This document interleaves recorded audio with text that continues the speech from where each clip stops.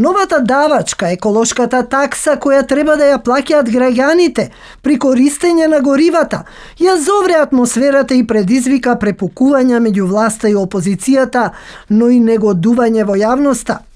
Еколошката такса по принципот загадувачот плаќа треба да ги натера граѓаните да се откажуваат од фосилните горива и да се потпомогне зелената транзиција, да се користи обновлива енергија и алтернативни начини на транспорт. Измените се во Законот за животна средина во членот 184, а предлагач е владата. Измените на законот нема да се најдат пред пратениците во наредната недела, иако е влезен во парламентот. Главните забелешки се однесуваат дека нема јавна дебата и недостасува транспарентност. И токму немањето на јавна дебата ја збуни јавноста, пред се заради немање на доволно информации. Власта планира законот да се донесе по брза поставка со европско знаменце. Целиот опозицијски блок најавува дека нема да ги поддржат измените со кои се планира новата давачка. Од ВМРО ДПМН сметаа дека ова е товар што ќе го осиромаши буџетот на граѓаните, особено сега во време на криза со пандемијата. На штета на граѓаните и не им треба уште еден трошок, терет на грбот на граѓаните во форма на давачки преку цените на горивата. Видите, гледаме се покачуваат струјата, се покачуваат акцизите, дел од даноците, така да ова е уште еден трошок и не им е потребен. Ова ќе предизвика спирала на покачување на цените, не само кај граѓаните, туку и во општеството. Тука би набрал неколку работи. Транспортниот сектор навистина ќе ги покачи цените, патниот транспорт каде што граѓаните се возат меѓуградски, но и тука во градовите исто така ќе се покачат трошоците на цените, ќе се покачат трошоците на оние продукти кои што тоа е една цела спирала која што ќе донесе низа покачување и трошоци кои што на крајот од денот пак ќе паднат на грбот на граѓаните, бидејќи ќе им се покачат трошоците, а стандардно останува исто.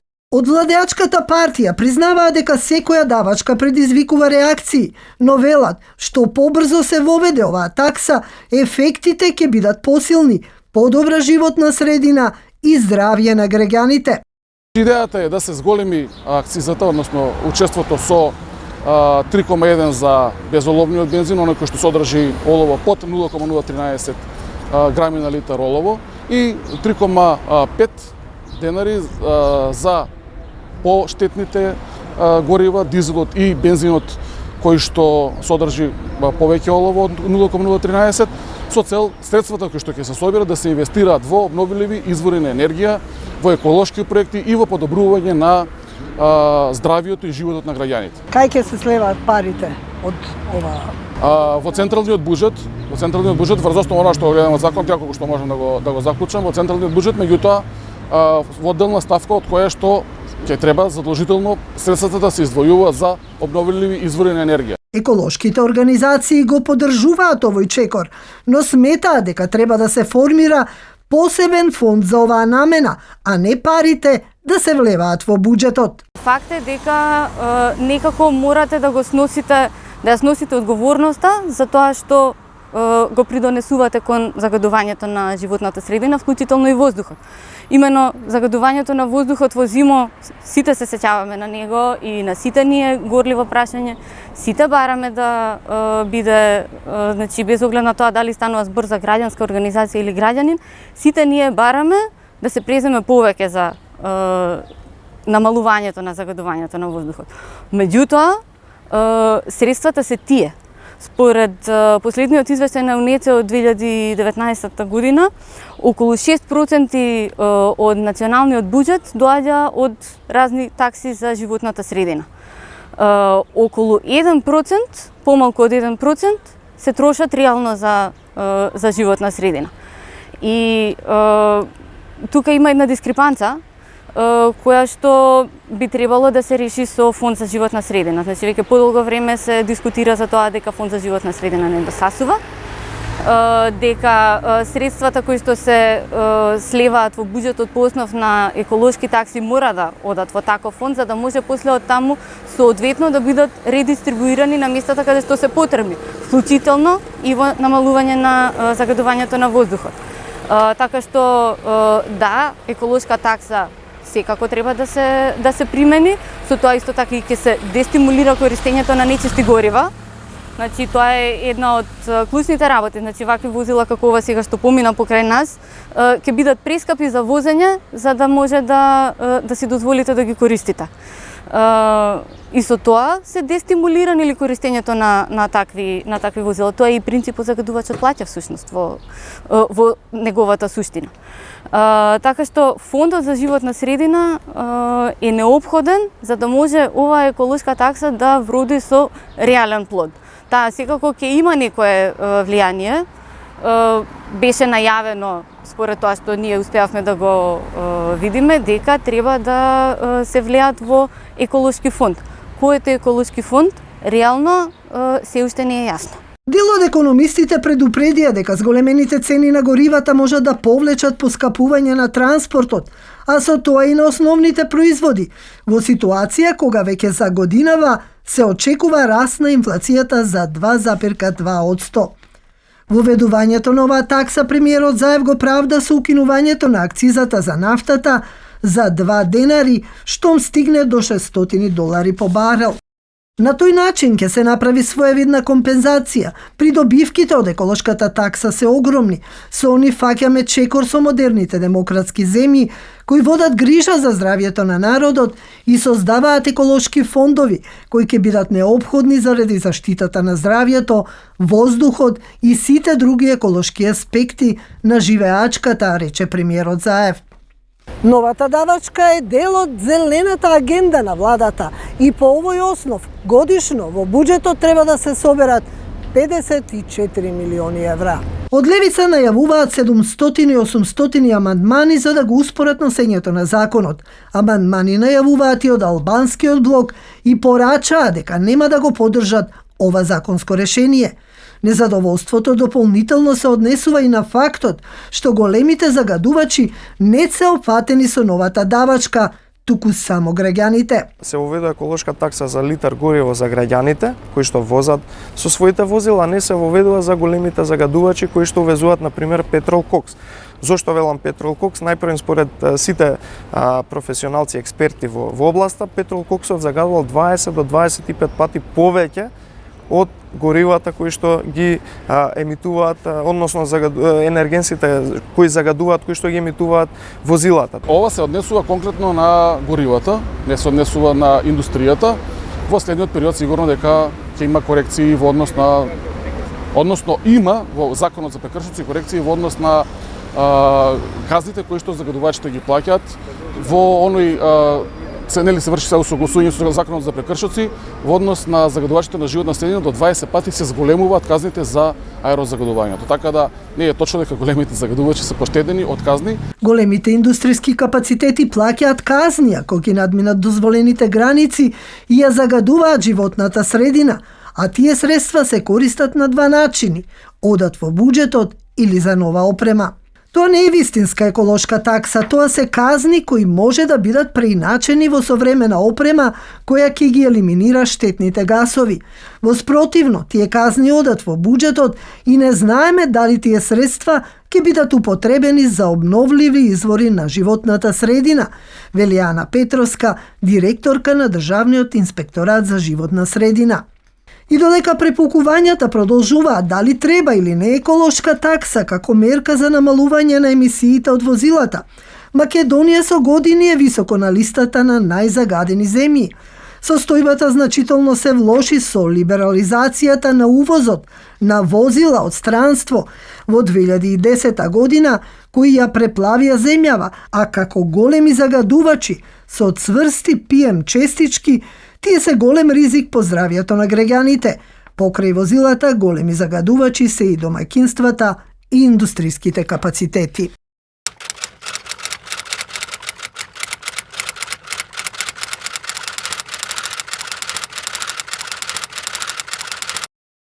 Вице-премиере, главната критика околу еколошката такса се движи околу транспарентноста.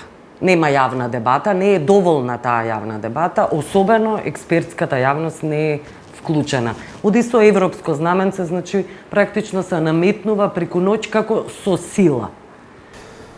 Мислам дека се уште не е дефинирано дали ќе оди со европско знаменце. Правниците ги прават последните анализи, дали ќе оди по скратена постапка или со европско знаменце. И тоа го прифаќаме. Ако правниците кажат дека има одредено осогласено со ЕУ директивите, а сметаме дека има, затоа што последните директиви во однос на зелената агенда кои што се воведуваат во Европска унија и особено кон таксите кои што се воведуваат, а се поврзани со зелената агенда, укажуваат дека можно е одредените земји кои што имаат дадено комитмент, националниот придонес кон Паришкиот договор, дека може тоа да го направат. И затоа не сметам дека до крај европското знаме треба да се отстрани. Од друга страна, сметам дека расправите околу носењето на законите секојаш се дискутабилни. Овде можам навистина да прифатам дека можеби можевме уште малце повеќе време да потрошиме до дополнителна дискусија. Да размените мислења, да го слушнете нивно разбор. Секако. Да, дебата и диалог значи демократско општество. Да. Јас сум секојаш отворен за тоа. Јас сум еден од тие кои што е познат дека јас сакам системски начин на кој што се консултираат сите секојаш засегнати страни за било што е воведено во државата, затоа што тоа креира предвидливост, доверба меѓусебна и така натаму. Ние во период на кризата тоа го правевме.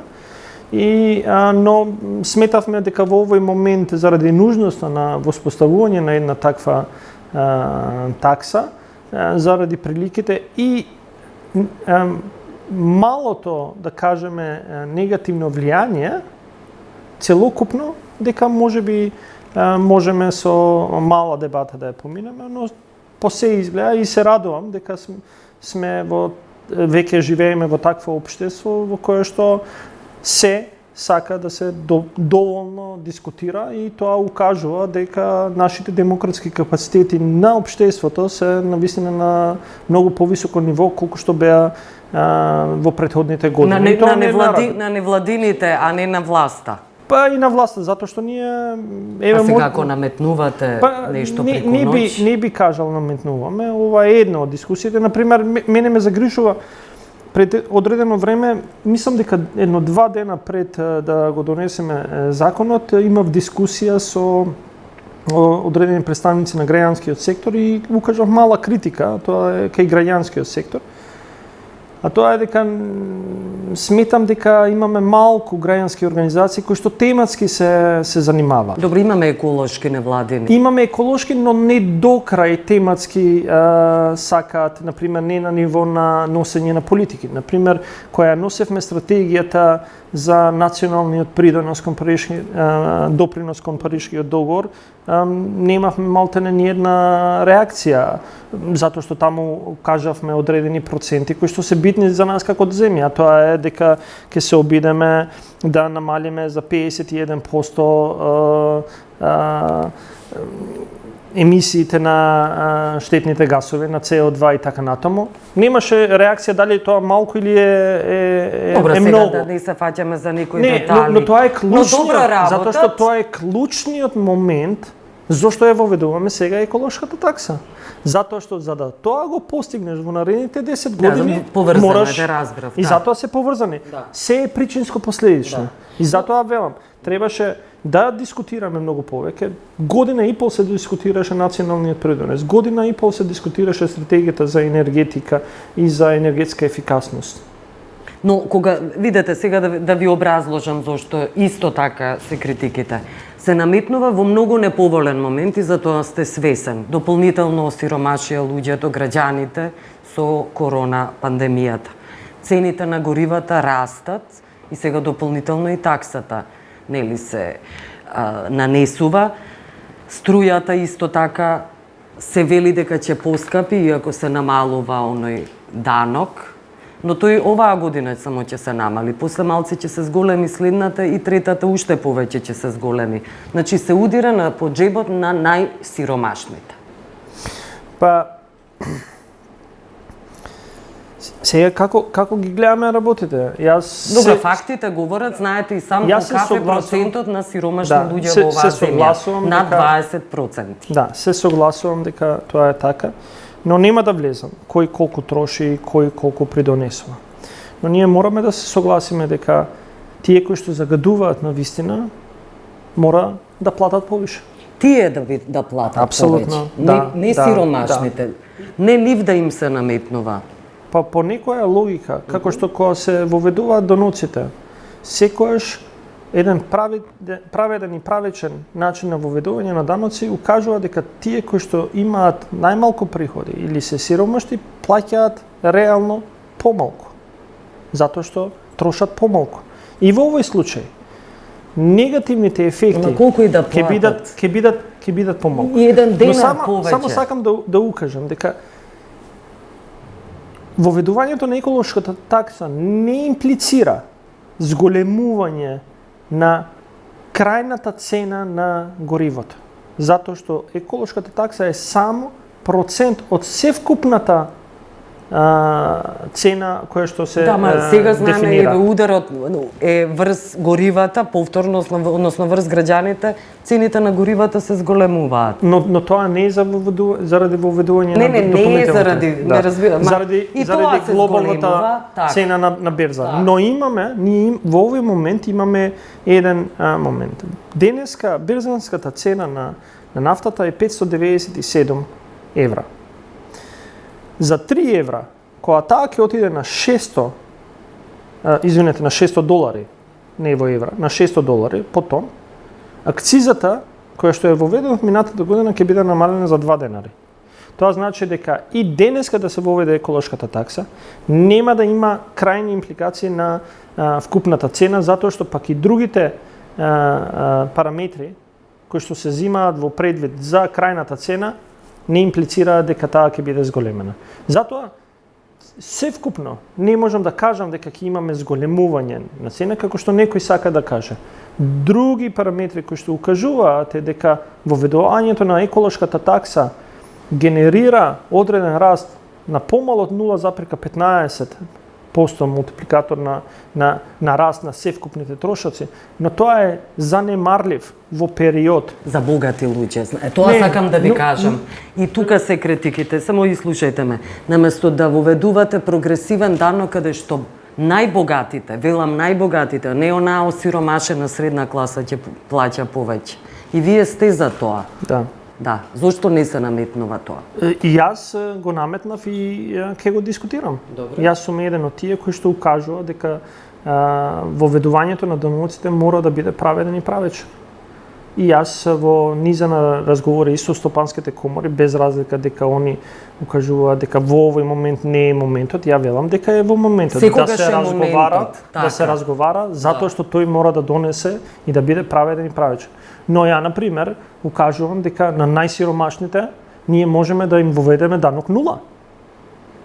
Затоа што до одредена висина на примања нема што да ги научуваш. Да, апсурдно е тоа и нечовечки, нехумано. А тоа значи дека како што одиш нагоре и излегуваш од прагот на сиромаштија, влегуваш во средната класа или идеш во прагот на богатите, ќе си плаќаш повише. Затоа што тоа имплицира дека користиш повише од тоа што ти го плаќаш.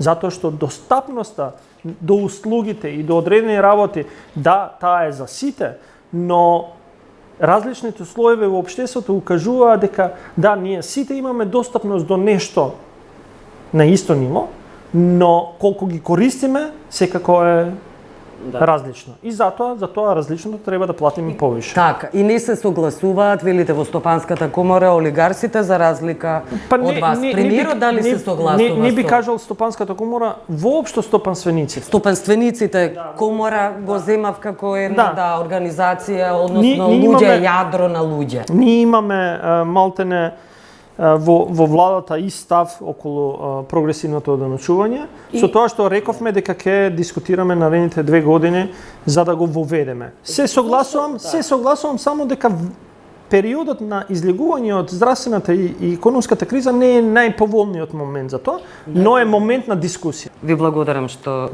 бевте гостин.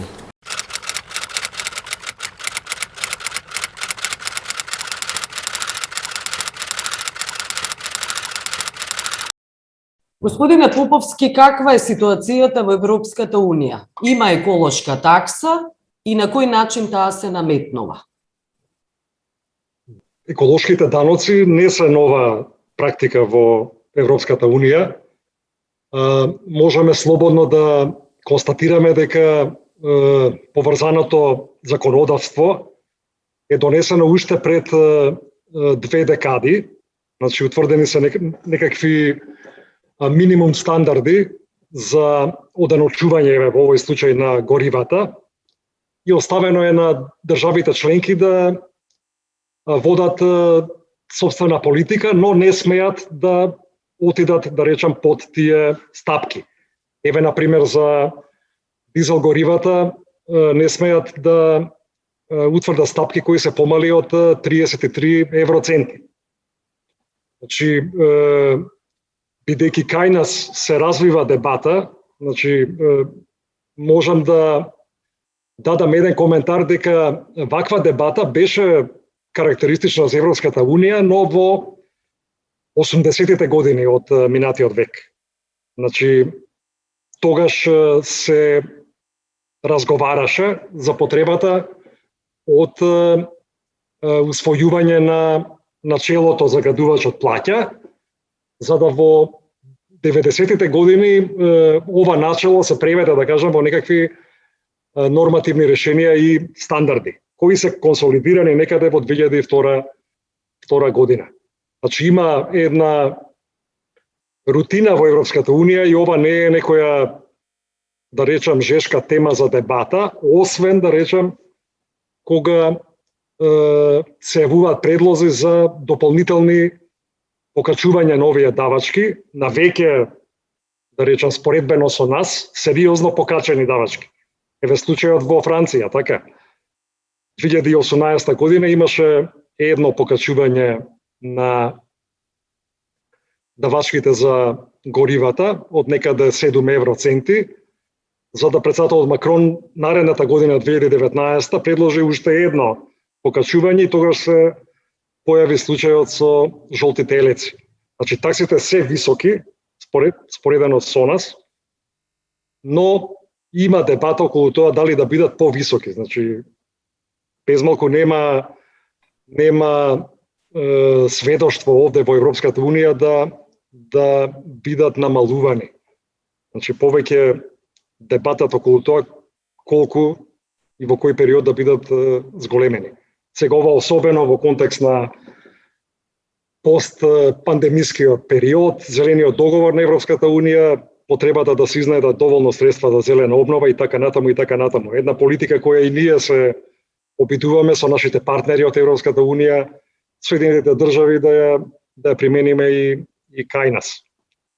Има големи разлики помеѓу нас и, да речам, одредени просеци во Европската Унија од аспект на структурата на даночниот систем, имајќи предвид дека според последните податоци кои ми се достапни, се однесуваат на 2019 година, од еколошки даноци, такси и надоместоци, значи сите држави членки на Европската Унија собрале приходи во износ од 330 милиарди евра.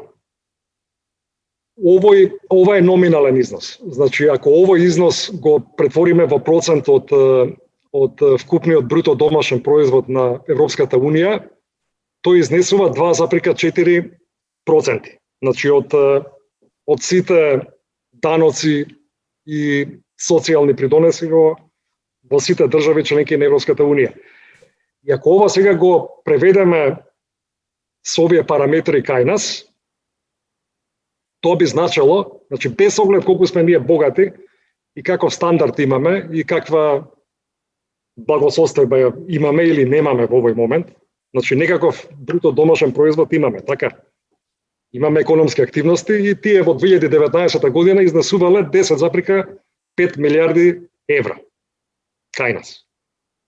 И сега, ако сакаме да имаме слична просечна даночна структура, би требало кај нас да обезбедиме некаде 2,4% од сите даночни приходи и приходи врз основа на социјални придонеси, еколошките даноци, такси и надоместоци, значи преведено кај нас би било некаде околу 250 милиони евра годишно. Добро, јас ви благодарам, Поповски, за овој исцрпен одговор. И благодарам и на вас на поканата и на вниманието.